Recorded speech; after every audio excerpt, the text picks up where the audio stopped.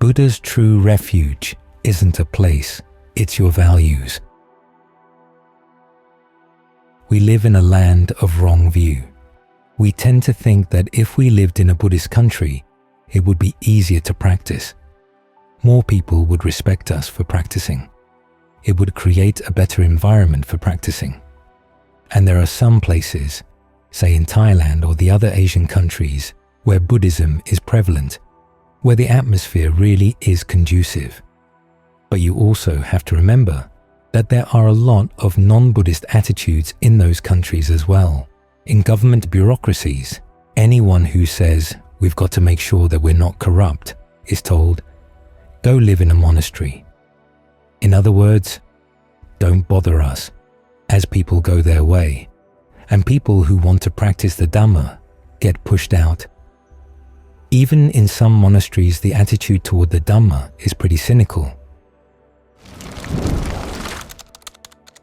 So it's not the case that you'll find the ideal environment everywhere over there. You have to be really selective. This means that while you're practicing, you have to be able to carry the practice with you, carry the attitudes with you, whether you're in a Buddhist country or a non-Buddhist country. You have to have your own countercultural attitudes. That's because the cultures of the world, as Ajahn used to say, are the cultures of people with defilements. They encourage greed, they encourage anger, they encourage delusion. That's true not only here, but everywhere. Whereas people who are trying to get rid of their greed, aversion, and delusion are going against the stream. So you've got to have some inner strength. This is why we take refuge in the Buddha, the Dhamma, and the Sangha. The word for refuge in Pali, Sarana, also means something you keep in mind. This is the mindfulness practice that will carry you through. I was reading today about high school students taking mindfulness courses. The way mindfulness courses are taught here is basically that you're aware of whatever comes up and you accept it. Don't do anything about it. They discovered, and they were surprised, but they shouldn't have been, that this kind of mindfulness makes people more aware of their problems, but also leaves them without any tools to deal with them. Of course, that's not the mindfulness the Buddha taught. His mindfulness is designed to provide you with the tools you need to recognize. When something skillful has come into the mind, you try to encourage it, and how you encourage it. You remember that. When unskillful things come into the mind, how do you abandon them? You try to remember that. You keep this in mind as an important activity. When you go out in the world and you get a job, that's not part of the job description. Abandon unskillful qualities and develop skillful ones. The job description basically says, do this and get this done. As for your attitude, as long as you don't talk too much about your attitude when it's negative, you're okay. That means you're left to fend for yourself, as far as your attitudes are concerned. They want something else out of you, so you've got to have some counter values, and you have to carry them with you wherever you go. That's one of the reasons why we practice mindfulness of the Buddha. To think about what he would do in a situation where you're on your own. In many cases, the Buddha wouldn't have gone into that situation to begin with. But suppose he did. What would his attitude be? What would he recommend you do if he were there at your shoulder to recommend a skillful course of action? He basically would say, step back from the situation and view it from a different perspective. When you're dealing with other people and they try to pull you into their worlds, their attitudes, you've got to pull yourself out. Make sure you stand apart. At the same time though, you want to do it in such a way that you don't ruffle too many feathers. So think of yourself as an undercover agent, trying to bring Buddhist values into your office, into your workplace. Those values include working on your mind, trying to figure out What would be a good perfection to develop here in this imperfect environment? The canon lists 10 perfections altogether. The Buddha himself never came up with this list, but the list does include things that he advocates elsewhere, in scattered places. There's generosity, virtue, renunciation, discernment, persistence, endurance, truth, determination, goodwill, equanimity. Those are all good things to develop. You've got to figure out which ones are appropriate now. If the list of 10 is too long, just think, how about goodwill? Goodwill is not just a pink cotton candy attitude you spread out with cloud machines. It's basically thinking, what would be the skillful thing to do here? Because it's through your skillful actions that you're going to be happy. If there's any way you can induce other people to be skillful in their actions, that's going to make them happy.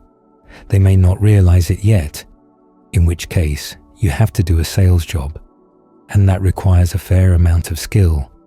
But it's good to have these skills because you're protecting your practice. Sometimes you can use humor. Sometimes you can just simply step back and not get involved. And keep your eye out for times when you can insert something that's in line with the Buddha's values, the Buddha's sense of duties, like we chanted just now. How do you comprehend suffering? What does that mean? Suffering is basically clinging. Clinging is kind of an addiction. We do something over and over again, and it's causing suffering, but we feel compelled to keep on doing it. We're feeding on things that we know are going to be bad for us, but we feel compelled. Part of that is because we lack the imagination to think of something else we could do. In other words, we can't imagine ourselves not doing that, and we can't imagine other things that we could do. This is part of what the Dhamma is for, to help improve your imagination as to what your possibilities are. In fact, you could say that's what the Dhamma is all about, opening your mind to possibilities you didn't consider before. After all, the Four Noble Truths, they talk about suffering. We know there's suffering, but then the Buddha says, it's not because of people or things outside, it's because of our own cravings. Now that's unexpected. Then the Buddha says that you can actually have dispassion for your cravings and find happiness. That too is unexpected. Then the path he gives, from right view through right concentration, probably wouldn't have occurred to you if you hadn't heard it from him. So look at your clingings as a form of addiction, and look at the problem of addiction as a failure of the imagination. One way to improve your imagination is to step back from situations and ask yourself, what am I assuming here about this situation that's actually keeping me trapped? What am I assuming about myself that's keeping me trapped? Those are good questions to ask in general, and specifically when you find yourself in an environment that's pulling you down. Try to think outside the box a bit. The Buddha gives you tools for analyzing suffering into what he calls a state of becoming. That's a world of experience and your identity in that world of experience. And these two things are centered on a desire. You can ask yourself, what is it that I desire that keeps pulling me into this world? Sometimes it's the fact that you desire the approval of the people around you, or you want their respect, or you feel you deserve their respect. Well, learn how to let that go. Think about the Ajahns in Thailand. Nowadays, the forest tradition is receiving a lot of respect, but it wasn't always that way. People looked down on the forest monks as being dirty, unreliable, not fulfilling their duty in society. The monks, in particular, were criticized by the senior monks in Bangkok for this. The Bangkok monks had been commandeered into helping set up an education system in Thailand, and they wanted all the other monks to share the work. Ajahn Mun had to keep leaving areas where this attitude was being imposed. He and his followers were criticized a lot for that. but we're lucky they did leave. The allure, of course, was being accepted by society. They had to say no to that allure. That's what freed them. So when you look and see what it is that pulls you into a particular world of values that are opposed to the practice, you have to remind yourself, you don't need that. When I went to stay with Ajahn Fuang, one of the most refreshing parts of meeting him was that he was obviously Thai in a lot of his attitudes, but he also had a tendency to stand outside Thai society, looking at it from the outside. He wasn't popular in the neighborhood, yet he learned not to let that bother him because he had more important work to do. That's the attitude you should have. You have more important work to do as well. Work inside. That involves different priorities, different values from the world around you. So learn how to keep your more important values in mind. This is a crucial part of mindfulness that gets forgotten. The values, the attitude that the state of your mind is the most important thing. The state of your virtue is something that you really want to protect. So in a world where people are engaging in wrong actions and wrong speech, there are times when you're put at a disadvantage, but those disadvantages are only temporary. The fact that you're holding to the precepts means you have something of solid worth that gives you a good future over the long term. So carry the values with you. Keep reminding yourself of what's important in life so that you don't get sucked into other people's ideas of what's important. You have your own inner culture, and you've learned it. We've learned it from the noble ones.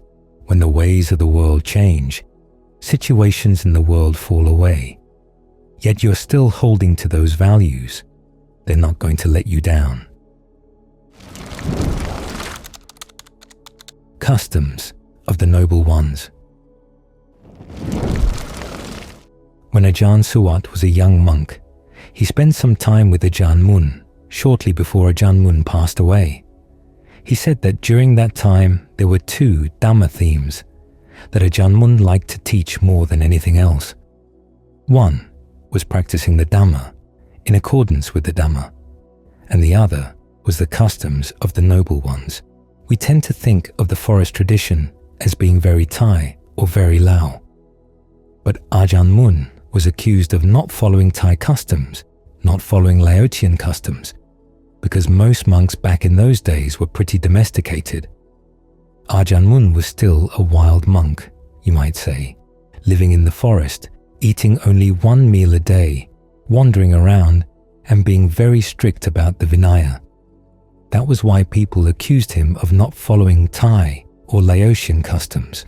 He would tell them he aspired to be a noble one, and if you want to be a noble one, you have to follow the customs of the noble ones.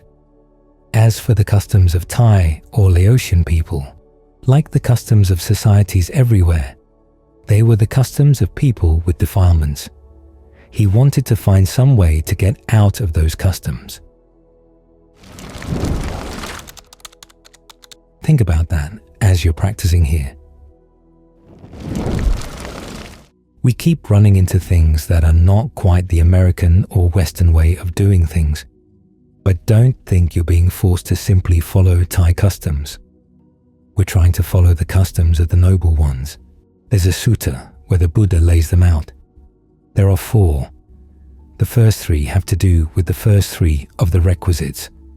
You're content with any old cloth at all for your robes. You're content with any old food. You're content with any old shelter. In other words, as long as it's good enough to practice, it's good enough. You don't have to aspire to anything more than that. Right there, you're bucking a lot of the customs of the world, because so much of society, and particularly the economy, is based on people wanting more than they really need. There was that incident back in the 50s when Americans were afraid that Thailand would fall to the communists. So they wanted to study Thai culture and Thai traditions to see what there was in the Thai tradition that might make them susceptible to become communist, and how that might be changed. One thing they focused on was the teaching on contentment. They advised the political leaders of the country, you should not teach people to be content. After all, they wanted Thailand to be a good capitalist country, and that would require people to want more than they really needed, to get more into debt than they had to. So word went out from the government for monks to stop teaching contentment. Well, everybody laughed. At least back in the 50s, they had the good sense to laugh. Now, however, you see that the attitude of contentment has pretty much disappeared from Thailand, and it weakens the country. You look at that on the large scale, and then you look at yourself on the small scale. When you're not content, when society can try to sell you on wanting more than you really need in terms of food, clothing, and shelter, you have to play along with their values. If they want you to be fearful, they can threaten you. You're going to suffer from hardships. You're going to suffer from lack. Things are going to become scarce and more expensive. So one way of getting out of the control of customs based on defilement is learning how to be content with just enough to practice. It's your expression of freedom. Think of it that way. There were times in Thailand when the people in the neighborhood of Wat Dhammasatit were trying to exert pressure on Ajahn Phuong, so they would withhold alms. But because he was used to living very simply, it had no effect on him. One by one, different people who had agreed to withhold alms ended up realizing, we're missing an opportunity to make merit, so they started giving alms again. That just goes to show that in contentment is strength and freedom. However, there can be the problem of pride, which is why the Buddha says that, as part of the customs of the noble ones, you try to make sure you don't have pride over your contentment. In other words, you don't look down on people who are not content, and you don't exalt yourself for getting along with just a little. You can think of that Onion article about the monk raising his arms in victory after being declared the most serene in the Dharma Olympics. We're not doing this to compete with anyone else. We're doing this because we see we have a disease within our minds, the disease of greed, and we need to develop contentment as a way of counteracting that disease. So just as you don't compare yourself with other people who are sick and think, who's better at taking medicine? Who's better at getting cured? You focus on your cure. You focus on why you're doing this. You also encourage others that they would do well to be content as well. Now, given that the first three of the customs have to do with the first three requisites, you'd think that the fourth would also have to do with the fourth requisite, medicine. But it doesn't, at least not in the Theravada tradition. The Buddha explains the fourth custom as finding delight in developing, finding delight in abandoning. In other words, to delight in developing skillful qualities, to delight in abandoning unskillful qualities. This is where you're not content. You don't simply tell yourself, okay, here comes an instance of suffering. I'll just watch it come and go and not be worked up about it. Here comes some craving. I'll just watch it come and go and not get worked up about it. Because if you just take that attitude as a passive observer, these things will keep coming back. No matter how fancy you make your explanation as to how you're like an awakened person, by being very equanimous about these things, you have to remember, we're following a path, and the path is not going to be the same thing as the fruit of the path. Think of the road to the Grand Canyon. The road to the Grand Canyon is not a canyon. It's a road. It goes through some very flat land that doesn't look like a canyon at all, at least the road coming from the south. And of course, the road doesn't make the Grand Canyon exist, but if you follow it, it takes you there. So we follow the road, and this is what the road entails. Developing skillful qualities, abandoning unskillful qualities, and learning how to delight in it because all too often, as Ajahn Suwat would say, we take craving as our friend and we see pain as our enemy. But you have to learn how to see that friendship as something you really want to end. Part of that is learning how to spend some time with pain, get to know it well. You become friends with it, to the extent that you're willing to be intimate with it, so that you can really understand it, so that ultimately you can get past it. But as for your friendship with craving, you've really got to put that under the microscope. See where it is that you're craving and why you're craving, because craving can be devious. You think you're craving one thing, but actually it's something else. When that's the case, you can tell yourself all about the drawbacks of that first thing, but it doesn't really affect the craving at all, because the cravings actually focus surreptitiously on the second thing. As the Buddha said, you might be focused on sights, sounds, smells, tastes, tactile sensations or ideas. You might be focused on your sense of sight, hearing, smell, taste, touch, or ideation. You might be focused on feelings around these things, perceptions around these things, thoughts, acts of evaluation, even craving for these things. You can crave the craving. So when you think you crave one thing, ask yourself, is it really that thing? Is that where your craving is located? Maybe it's in the perception you have about this thing, an association you have with it. This is how advertising works. They get you to associate their product with something you find appealing. This is another reason why it's good to practice contentment, because when you're exposed to advertisements and they're trying to get you to associate the item they're selling with an attitude or perception of yourself, the fact that you're trying to be content with little makes it easier to see through these associations. It's an education in how to understand your desires, about where they're focused, how they can deceive you. Take this as a challenge and be up for the challenge. It's a puzzle you're trying to take apart.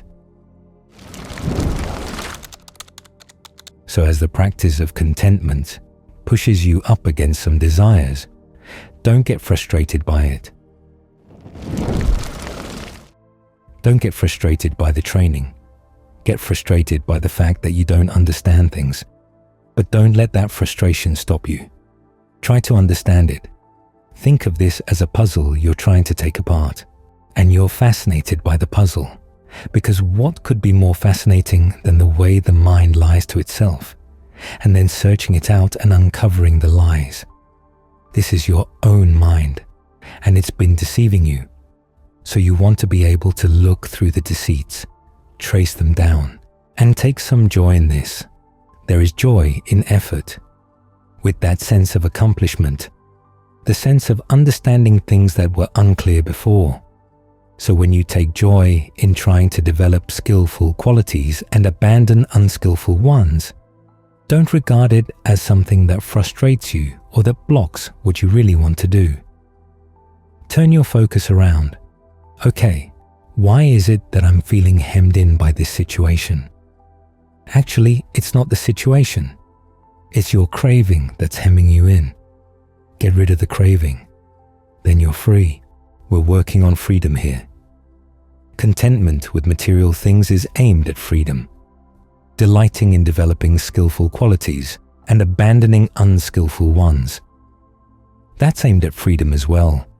Not the freedom of just doing what you want, but the freedom of coming out from under the power of your craving. This way, on the one hand, society outside can't push you around because you don't fall for their baits, and your greed, aversion, and delusion also don't push you around because you don't fall for their baits either. So when you follow these four customs, remember that they're customs for the sake of freedom.